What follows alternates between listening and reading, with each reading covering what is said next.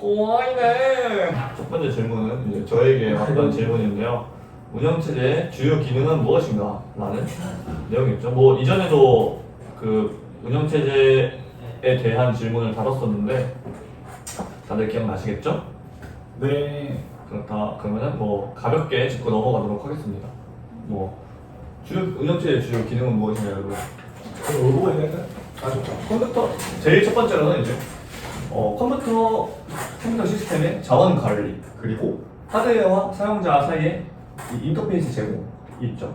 근데 이제 저번에 다뤘던 내용 같은 경우에는 저번에는 이제 운영 체제와 커널의 차이점이 무엇이냐 이렇게 다뤘었기 때문에 그때는 거기서 말하는 커널의 기능은 이제 컴퓨터 시스템 자원 관리고 커널을 제외한 운영 체제의 기능은 이제 방금 말했던 사용자와 하드웨어 간의 인터페이스 제공 그리고 유틸리티 시스템 등등이 있겠죠. 그렇습니다. 네, 뭐 그리고 이제 그러한 핵심 기능들이 무엇이냐 하면은 주한님이 강조했던 무조건 두 가지 무조건 나와야 됐던 게 이제 프로세스 관리와 메모리 관리가 있었죠. 그 외에도 이제 많은 것들이 있는데요. 파일 시스템 관리, 입출력 시스템 관리 등등이 있습니다. 저 아까 했던 말씀 중에서 이제 그 사용자에게 제공하는 인터페이스는 야 커널 외의 것이다 라고 설명을 하셨는데 그 이제 커널과 그 유틸리티의 차이점은 이제 항상 메모리에 상주하냐 안 하냐의 차이로 저번에 얘기했던 것 같아서 그렇게 따지면 이제 GUI, CLI 같은 경우는 항상 메모리에 상주돼 있긴 하잖아요. 그렇기 때문에 커널의 일부분이라고도 할 수도 있지 않을까. 커널의 인터페이스 정도. 다음 바로 스피디하게 다음으로 갈까? 이미 저번에 했던 주제이니만큼 넘어가도록 하겠습니다. 주 선생님의 컨텍스트 스위칭 강의를 듣고 싶습니다. 하지만 두 번째 질문은 프로세스 간의 통신의 두 가지와 그 둘의 차이점을 설명해 주셔야 됩니다. 저번에 주한님이 맡았던 주제이니만큼 이번엔 주한님이 해주시는 건 어떠신지. 저번에 IPC에 대해서 두 종류에 대해서 설명하고 두 종류 간의 차이점을 해달라고 했었는데요. 일단 IPC를 좀 분류하는 카테고리가 좀 여러 개 있더라고요. 크게 나눌 수 있는 게 모델과 메커니즘 방식이 있었고, 그래서 모델이라고 하면은 결국에는 어떤 추상적인 이론적인 그런 설계 원칙 같은 걸 말하는 거죠. 그래서 이 크게 보면 IPC에는 두 가지 모델이 존재해요. 공유 메모리 방식이랑 그다음에 메시지 전달 방식 이렇게 두 가지가 분배를 하게 되고요. 그래서 이 두 가지 모델을 기반으로 이거는 아까 말씀드렸다시피 약간 설계 철학 같은 거거든요. 그래서 이 두 가지를 또 구현하는 여러 구현체들이 또 존재를 하게 됩니다. 그래서 뭐 공유 메모리 같은 경우에는 대표적인 이제 구현체가 뭐 포식스 공유 메모리라든가 아니면 메모리 맵 파일이라든가 그런 것들이 존재하게 되고, 메시지 전달 모델의 구현체로는 저희가 익히 아는 파이프랑 소켓 이런 애들이 이제 그리고 또 뭐 메시지 큐 이런 애들이 여기에 속하게 되고요. 그래서 이제 공유 메모리 방식은 뭐 이름 그대로 이 두 프로세스 간의 메시지 전달을 위해서 이 공유하는 메모리 영역을 커널이 관리를 해줘요. 그러면은 이 파일이 여기다 쓰고 읽어가고 이렇게 해서 굉장히 장점으로는 빠른 처리가 가능하게 되죠. 왜냐하면 프로세스는 자신의 메모리 영역에 접근하는 것과 같은 속도를 낼 수 있으니까 이렇게 바로바로 읽고 쓰고 쓰는 게 빠르다는 게 장점이고, 단점으로는 공유를 하고 있다 보니까 아무래도 데이터 무결성, 동기화 문제가 발생을 할 수가 있겠죠. 그런 문제가 발생할 수 있고, 그래서 그 다음에 메시지 전달 방식은 이 프로세스 간에 직접 공유 메모리 방식처럼 하는 게 아니고 중간에 커널이 중재를 해줘요. 그래서 이 프로세스 A가 있고 프로세스 B가 있다고 했을 때 프로세스 A가 어떤 시스템 콜을 호출하면은 커널에 있는 그 메시지 큐에다가 이 메시지가 쌓이거든요. 커널이 알아서 그애를 관리하고 있다가 그 프로세스 B한테 이제 하나씩 보내주는 그런 방식이 이제 메시지 전달 방식이 됩니다. 그래서 이 방식은 일단 중간에 커널이 메시지 큐를 관리해주기 때문에 동기화 문제에서 좀 자유로워질 수가 있고요. 그 다음에 여러 처리들도 이제 다 커널이 해주는 거기 때문에 되게 편해지게 되는 것. 대신 단점으로는 속도가 아무래도 내 메모리에 바로 쓰는 게 아니고 커널에 메시지 큐에다 쓰고 시스템 콜 호출해서 쓰고 1년 쪽에서도 거기서 이제 시스템 콜 호출해서 읽어가고 이런 식이기 때문에 속도는 살짝 느릴 수 있다. 이렇게 좀 정리를 할 수 있을 것 같습니다.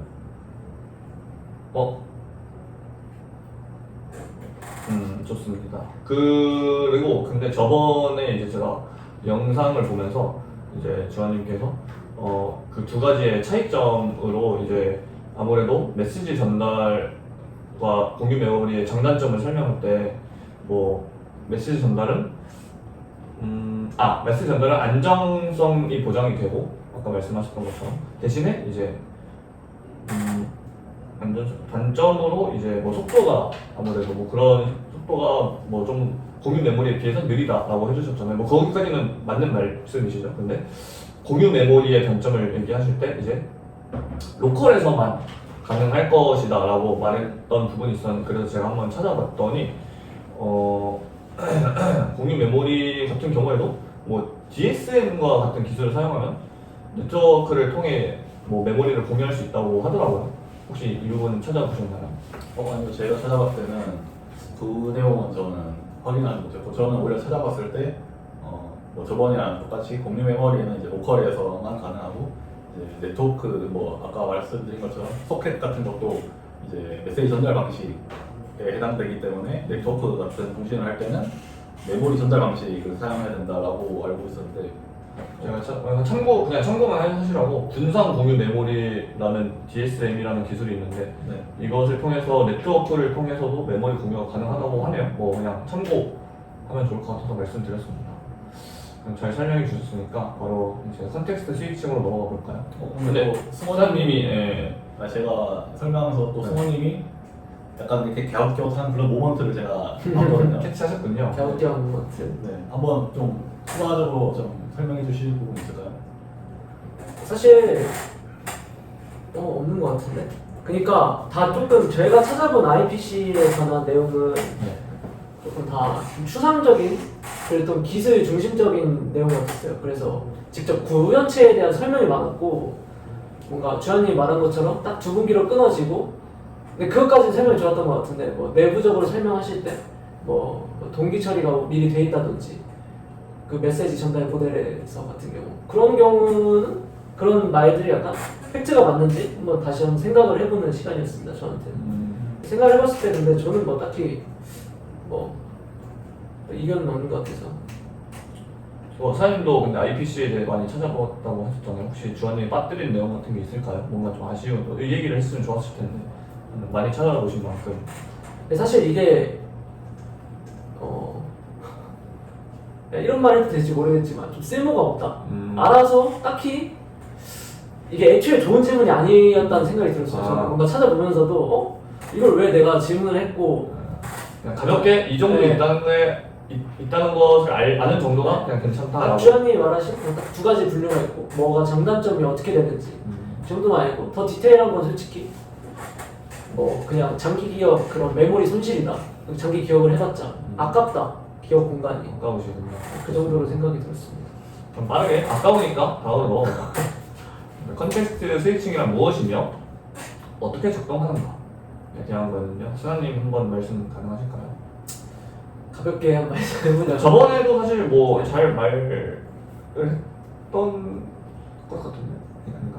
그때 아마 주한님이 버벅했죠. 많이 버벅했고 주한님이 주한님이 추가 설명을 했던 것 같은데 저번보다 나은 모습을 한번 보여드리자면 이제 프로세스 스케줄링이랑 결국에는 관련이 있는 그런 이제 기술이라고 해야 될까요?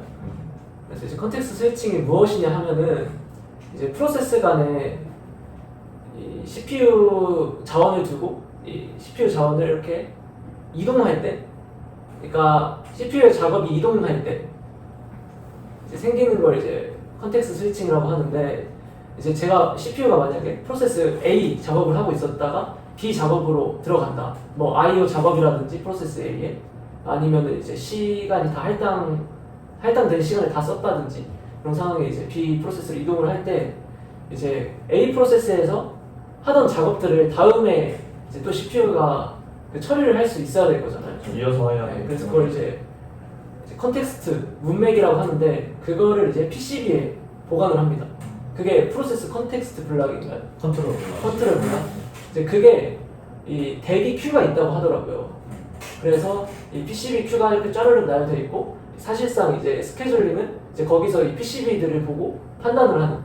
그래서 추상적으로는 프로세스지만 결국에는 이제 CPU는 PCB를 보고 판단을 하는 거예요. 그래서 그 PCB에서 뭐가 저장이 되느냐, 이제 그때 주한님이 강조하신 뭐 PC라든지 뭐 스택이 어디까지 끝인지, 뭐 ST였나? 뭐 그것도 있을 것이고, 레지스터의 값, 그리고 할당된 메모리, 그 프로세스 ID, 뭐 그 정도만 전 찾아본 것 같고, 그래서 이제 전환할 때 이전 프로세스의 그 저장할 것들을 이제 PCB에 저장하고 대기 큐에 집어넣고, 이제 전환할 프로세스의 PCB를 이제 찾아가지고 다시 레지스터에 다 채워넣고, 그런 과정들이 이제 일종의 오버헤드고, 이게 이제 컨텍스트 스위칭의 비용이다. 이걸 통해서 이제 프로세스 스케줄링도 일어날 수 있다, 생길 수 있다. 좀 많이 추상적으로 뭉뚱그려 설명한 것 같은데, 예, 그렇습니다.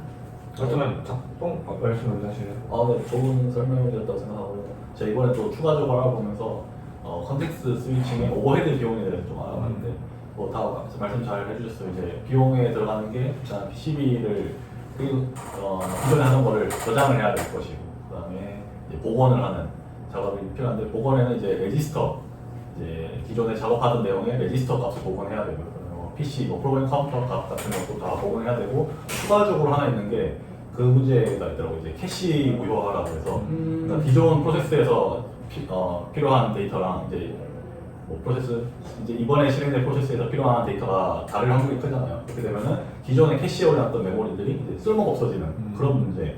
또 이제 캐시 미스가 일어나서 캐시 히트율이 떨어지게 되죠. 그냥 아예 쓸모가 없어지는. 아예 어차피 쓸모가 안 없어질 쓰니까. 수도 있죠. 그런 문제, 그런 비용도 포함이 되더라고요. 좋은데요? 날카로웠습니다. 좋은데요. 그리고 이제 두 번째로 말씀해 주셔야 되는 게 어떻게 작동하는가도 추가로 질문이 있었거든요. 그거에 대해서도 말씀 가능하실까요?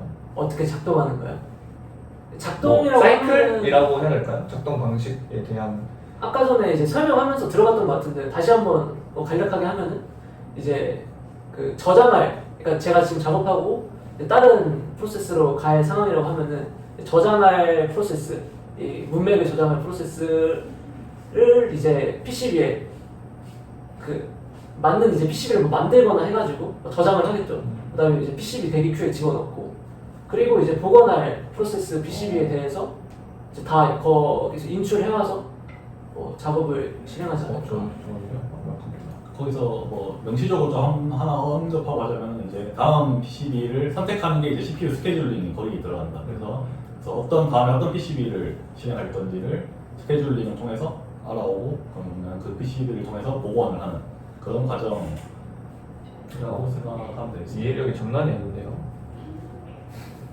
좋은데요. 3대장이니까요. 저는 항상 이 시간이 기대가 된답니다. 이렇게 좋은 동료들과 학습할 수 있어서 저는 하루하루 행복합니다.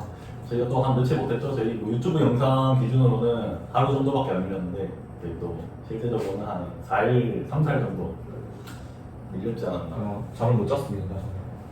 요즘 좀 피곤해요. 잠을 못 잤다는 게 저는 너무 아쉬워서 잠을 못 이루었다. 아, 하이빅으로 약간. 좋습니다. 저희 또 마지막으로 어떤 이야기 좀 나누고 끝내볼까요? 다음 일정이라던가. 다음에도 똥 치우기 한번 가야 되는 거 아닌가요? 저희 아니 똥이 좀 많이 쌓이니까 한 번 정도 더 하고 한 번 정도 더 하면 될 것 같습니다. 두 번 분량밖에 안 나와서 똥 치우기가 한 번 더 하고 그 다음에 생각하면 될 것 같습니다. 일단은 다음도 똥 치우기로 가야 될 것 같습니다. 다음도 똥 치우기로 돌아오겠습니다. 다음 똥은 무려 하나 둘 셋 넷 5개라든지 여러분. 잘 써놨네. 6개네. 또 근데 점수도 중요하거든요. 이게 들어온 똥인지, 제가 청결한 똥인지. 속이 좀 안 좋아서 좀 질 낮은 똥을 많이 싸주렸는데요. 승민이 좀 잠이 안 돼요. 다음에는 쾌변하는 모습 보여드리겠습니다, 여러분. 그럼 이쯤에서 안녕. 안녕. 빰빰 빠바바밤 됐다. 빠바밤 빠밤